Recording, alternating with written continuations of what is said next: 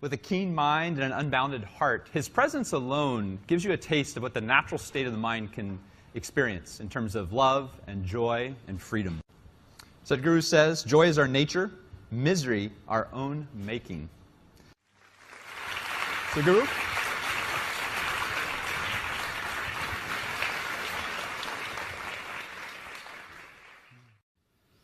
Thank you so much for joining us today, Sadhguru. I think the audience is very interested in what you have to say. I guess to start, they define inclusive consciousness. I'd love to hear your thoughts on... They did not define it. They did not. Okay. Well, I was just going to ask you what's missing. So you can start. With all due respect, they spoke about intent, right intent. Mm-hmm. They spoke about right kind of thoughts, emotions, attitudes, and to some extent actions. There is no consciousness in this. If we are understanding that the way we think, feel and act is our consciousness, no.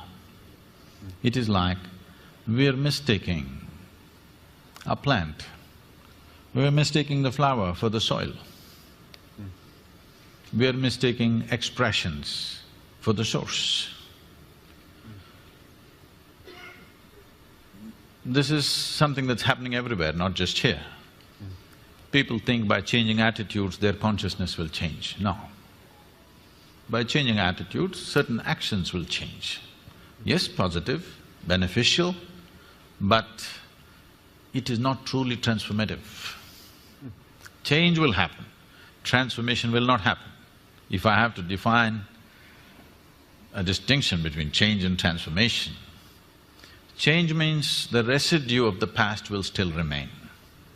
A transformation means nothing of the past will remain, which is what is needed today if you want to create a new world, if you want a new generation to have a fresh life. It's been expressed in so many ways. Being in this part of the world, what they're familiar with generally, someone said, leave the dead to the dead, it's very significant. This is not coming out of recklessness, this is not coming out of unconcern, but this is coming with the concern that you must be a fresh life. You can learn many things from the past about how to conduct yourself, but there is nothing to learn from the past about how to be. Because you are a complete life by yourself. You don't have to learn how to be a life from the past. Maybe you have to learn how to be a good engineer. Maybe you have to learn how to be something else in the society from the past, but you don't have to learn how to be a life from the past, because past has nothing to do with this. This is a fresh life and this is a complete life. Consciousness is that dimension which is the very source of who we are. Our intentions, our actions, our thoughts and our attitudes are a consequence of that. Or in other words, we are trying to fix the consequence without fixing the source. Now all these distinctions of variety of things that they said, gender discriminations, racial discriminations, every kind, okay. Somebody is a Hindu, somebody is a Muslim, somebody is a Googler, it becomes a religion after some time, believe me. Second generation, they will become a religion by themselves. Yes. I'm saying, you see a football match going on, it's like a religion, two different clubs. They're willing to fight and kill each other. It's just a game. So, where does this come from? See, the nature of being human is this. If you give me 2 minutes. See, there are 4 dimensions of our mind. In modern societies, the nature of our education has constipated our mind in such a way because we are just largely using just one dimension, which we call as the intellect. The other dimensions of mind, if I have to use Indian terminology, it means buddhi, ahankara, manas and chitta. What buddhi means is the intellect. You do what you want. The nature of the intellect is to slice things open and see. If you leave the world in the hands of your intellect will chop it into a million pieces and will want to chop it into further micro pieces and want to chop it into further micro pieces depending upon how sharp your intellect is. The sharper your intellect, the more you dissect the world. You cannot stop it because that is the nature of the intellect and it's good. So you must apply intellect only to know the material aspects of life. You can't know life this way. Jay, if I want to know you, can I dissect you? No.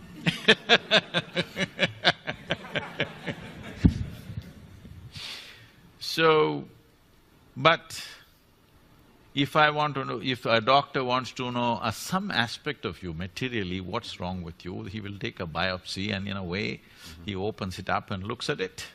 It's okay on that level. But I can't know you as a person by dissecting you. I can't know you as a life by dissecting you. I can know a part of your body, maybe. Similarly, I can know parts of the world to make use of it, but I can't know life as such.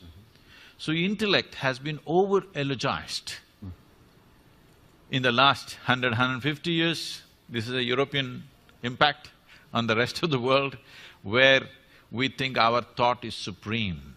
Someone went to the extent of saying, I think so I exist or whatever. I want to ask all of you a simple question. Tell me, is it because we exist we may think? Or is it because we think we exist? Which way is it? Hello? Because we exist, we may think. Because people are in such a state of mental diarrhea all the time, non-stop it's going on, they think it's more of an existence than existence. But my head is all the time empty unless I want to think about something. So I know thought is not necessary, I can just live here without the thought. When I want, I will think, otherwise I'll keep quiet.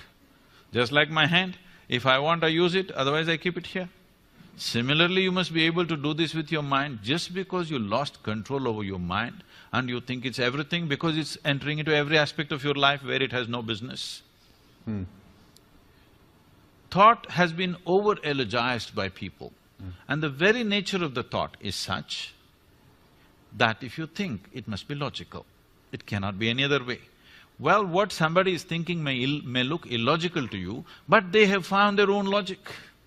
The most extreme person that you have met, within himself or herself, they have their own logic, isn't it so? They are not speaking illogically as far as they're concerned. They have found their own kind of logic. Logic means it needs two. Logic means it needs division. Now, with logically you're trying to arrive at inclusive consciousness, it's not going to happen. Because you're using a knife to stitch, this is not going to work. If you use a knife to cut, it's efficient. You use a knife to stitch things together, you'll only tear it up further.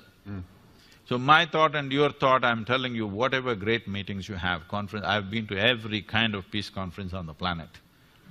What happens there? It's just short of war. After some time it heats up, on the second day anyway it's over, they all get drunk in the evening and they go home. If you make them stay there for a week, I'm telling you right there'll be a battle. Yes, it is true. I'm not saying this with any disdain. I made a sincere effort to participate in all these conferences at one time, believing they are going to lead to peace. But 8 years ago, I decided I'll never again go to these events because people are professional conference attendees. They're making a living out of it. It's not about peace. So, the next dimension of intelligence is called as ahankara. Ahankara means identity. This is important. that in modern societies, we have not cultured our children to culture their identity. When I say identity, the fundamental identity for you is always your body. This racial thing that concerns him and concerns all of us. I'm darker than him, you know. I face it all the time, joyfully, but I face it everywhere I go. I have extra features which make me further discriminated. When we identified with the body, the color of the skin also becomes part of it. Why do we identify with the body? Because our experience is limited to this. If you say me, you mean this, isn't it? Because your experience of life is limited to this, naturally you're identified with this and this is you and this is how you look. Somebody looks so different, whether in gender or because of race or because of maybe just fashion. Who knows what makes them different? But suddenly, this is me, that's you, it's established. But we sit here in this hall, whatever the color of our skin, whatever our religion, whatever our gender, we are inhaling and exhaling the same air. But we have no issue. Body has no problem. But the identity has a problem. You're identified with something. We have not cultured our children right from an early age that your identity should be universal. This is something in India, traditionally, before you start education for a child, there's something called as Vidyarambham, where the first chant that they must do is that my identification with the entire cosmos. Without this, you should not give education to a child, that is the understanding. Because education is seen as an empowerment.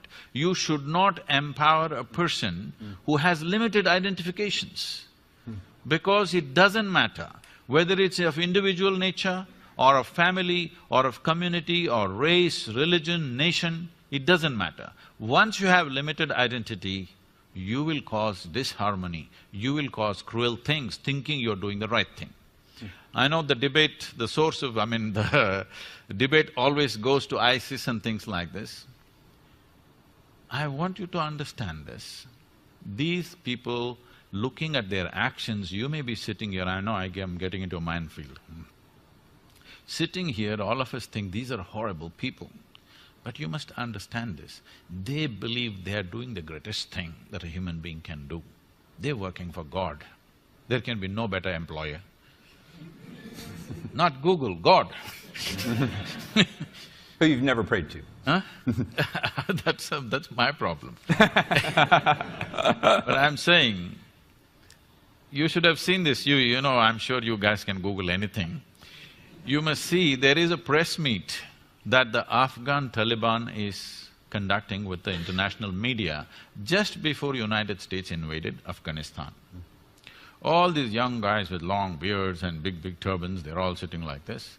And they're asking questions. Just then they had, bombed that Buddha statue and they made this thing that girls should not go to school and many other things. So these kind of questions are coming. Whatever you ask them, they say, in our book, in our holy book, our prophet, our God said this, we're just doing that. I was just watching these guys, I had tears in my eyes. These are wonderful guys. These are guys who are willing to die for what they believe in. But they've been screwed up by the scriptures. Yes, these are wonderful people who are willing to die for what they think is right, all right? A man who's willing to die for what he thinks is right is a great man, but look at the consequence. Simply because of limited identity. So this ahankara, this identity is what wields the intellect.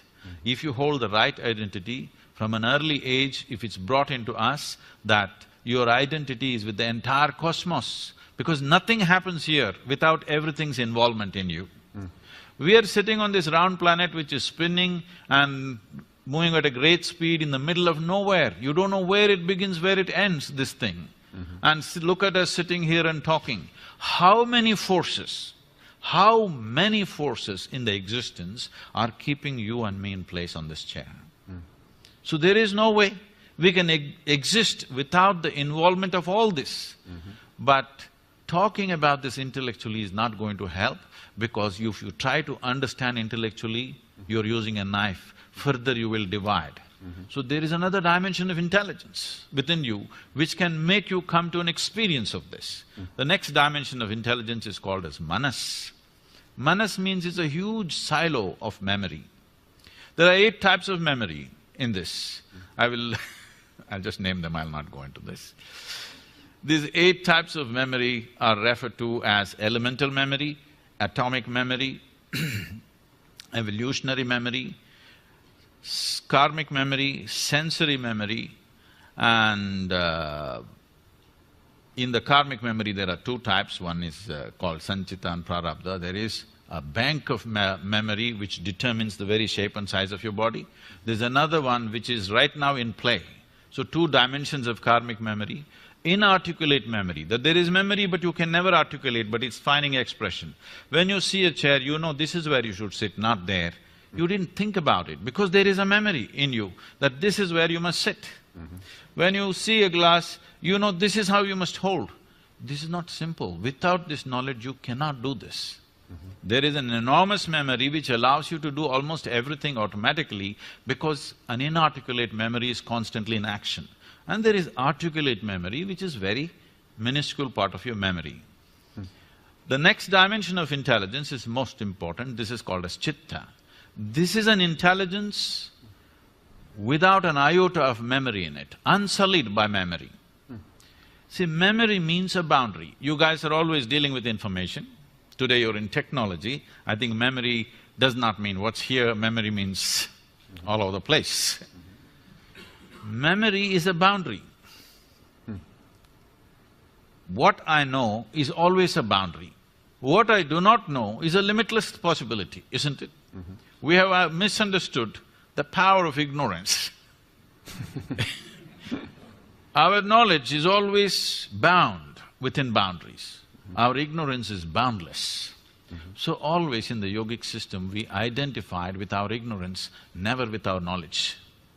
This is something we must do in a technology company, because that's where the possibility is. That is where the new terrain is, in your ignorance, not in your knowledge. So, chitta is unsullied by memory, it's just pure intelligence. Right now, if you eat an apple, it turns into a human being. You cannot do it with your brains. Even your brains were created by what you eat, isn't it? There is an intelligence here which is capable of transforming anything to this, because it is making use of the memory in the manas and making this happen. But the most important dimension of your intelligence is chitta.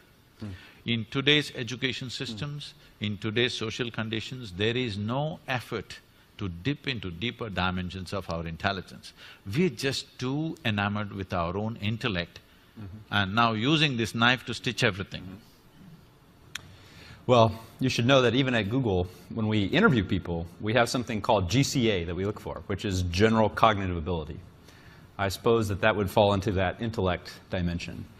Most of us weren't raised where we were told from an early age to identify with the cosmos. So is there any hope for us, or are we lost? See, identifying with the cosmos is just another thought. As a thought, it doesn't do much, it makes people little airy-brained and they'll start acting funny. You become new agey, you know, I love the cosmos. It's very easy to love the cosmos because it's not here with you. You got to love somebody next to you, there's lots of problems.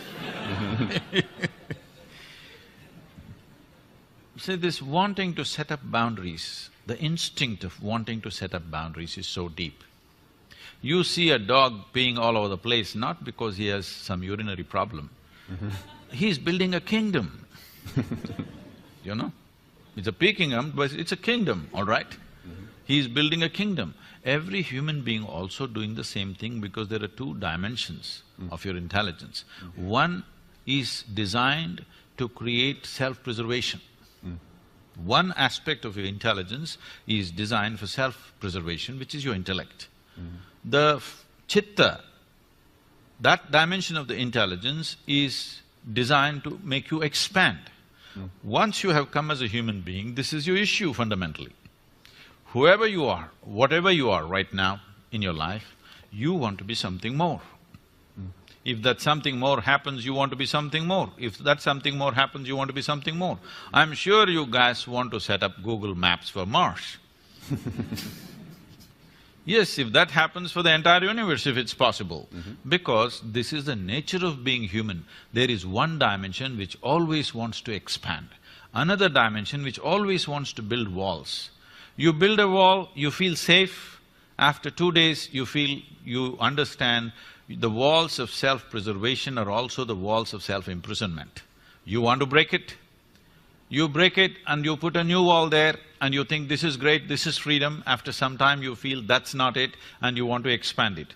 These two dimensions are not opposing each other, they are not diametrically opposite to each other. They are complementary.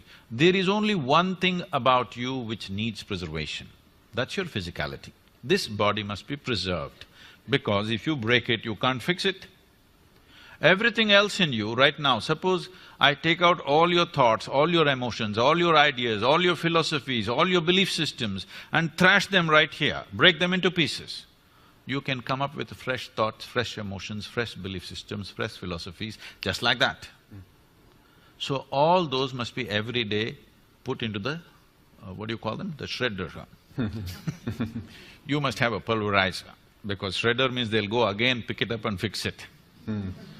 You must have a pulverizer for yourself before you go to bed. Today's ideas, today's thoughts, today's belief systems, today's experiences, you must leave the dead to the dead. Let me challenge that, because I thought something that Pavni said was very interesting.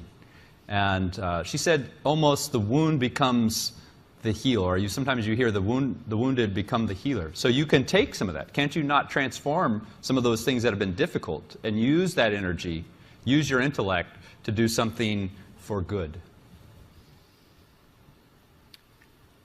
So the experience of life can cause two things. All this is nice when small things happen. When really major things happen to you, the wounds are so big for people, they don't heal in a lifetime, many of them, okay? So the choice is just this, the experience of life, whatever happens to us, you can either make it into your wound or into wisdom. You can either become wise or you can become wounded. If you become wise, you will become a solution. If you become wounded, you will also become one more problem. This is a choice we have.